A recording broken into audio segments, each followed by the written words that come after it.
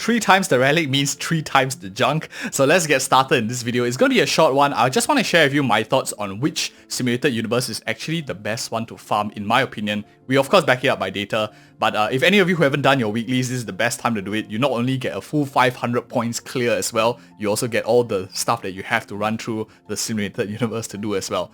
Now, let me just give you a TLDR and like everything up front. In my opinion, I think probably most people will be focusing on World 7, World 8, and World 9 out of everyone in like Honkai style for the 3 times drop rate. Why do I think these 3 are probably ideal, and there are a bit of differences between a few of them, is that everyone can use most of these 2 sets in the game. You have Broken Kill, which is a hybrid. Some offensive unit wants to use it, but a lot more supports want to use it. It's paired together with Rutherland Arena, which is also a very offensive DPS kind of kit. Relic set, which means that your wastage becomes very low. You want to get 3 times the trash, but at least the trash possibly could be useful for increase your chance of actually it being useful as much as you can. Don't waste it by farming like some very niche one. For example, you get all the Balabok of Architects in Simulated Universe World 6. So spending energy, I would farm domains that are useful in both sets because it's a chance of getting like each of one of the sets. If you are looking and sniping specific sets, for example like Inert Salsoto, like Talia Kingdom Abandoned Tree, use all your trash, roll them into Relic Remains, and then craft these sets if you are sniping one of the special pieces. Even for out of the 3 of them, the one that you do not select. So World 7 I think is going to be probably one of my favorite choices. But for me, it's between 7 and 6, but I'll explain to you each of them what you will do. So World 7 is probably a little bit outdated now. If you're looking for a bit more crit damage DPS, maybe you're going into Aventurine, you want to have a bit of Broken Kill for him as well. If you still need like crit damage gear for a basic attack skill attacking unit, maybe not for Akirion or something, then I think that World 7 is probably your choice. But for the majority of people, I would say that pull Akirion or planning to pull any new characters upcoming, I think World 8 probably will be my top pick out of all 3 of them to min-max and focus on.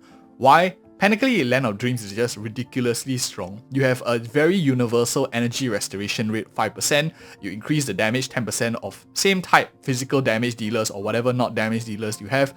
This is very, very versatile, very useful. All supports like it, and you add a lot of value to your DPS as well by giving them that elemental damage bonus too.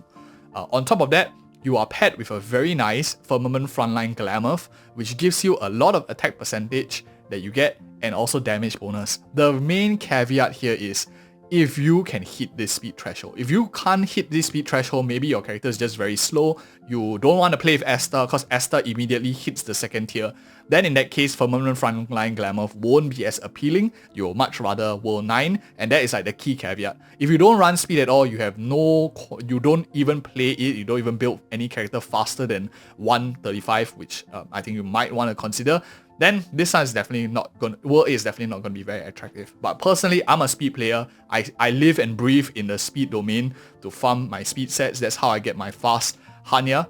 But World 9 probably would then be more attractive for you, for any of you players who are also thinking of getting and gearing new characters. You have Divine Realm, which a lot of people are recently like playing together with Akirion because of the massive crit rate that you get.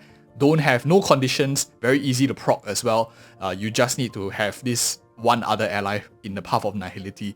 So that is pretty nice. World 9 is what people are going on. But other than like for a couple of characters, I don't really like this set too much. It's quite niche outside of that. You won't be like playing 2 destruction characters together. Maybe 2 hunt characters, you could justify playing them together.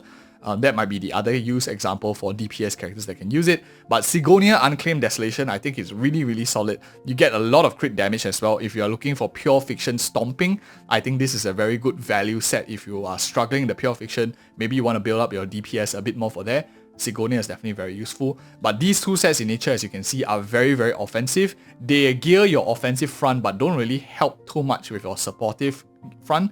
If you're looking to gear your account-wide progression, you probably won't be able to do that in World 9, whereas World 7 and World 8, you get a bit of hybrid mix. So depending on where you are in your account state, if you're a very new player, you're looking for damage, World 9 is going to be a lot more efficient. If you are a mid-game player, you can reach until like floor 11, floor 12, but you just can't full star, I would say go for World 8 or World 7 for a bit more hybrid farming, depending on what you're looking for.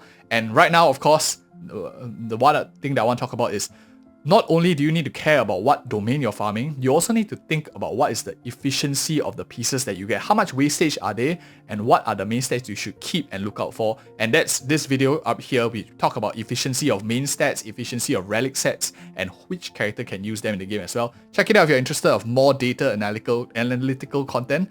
Anyways guys, thank you guys so much for watching. Hope it helps, and see you in the next video.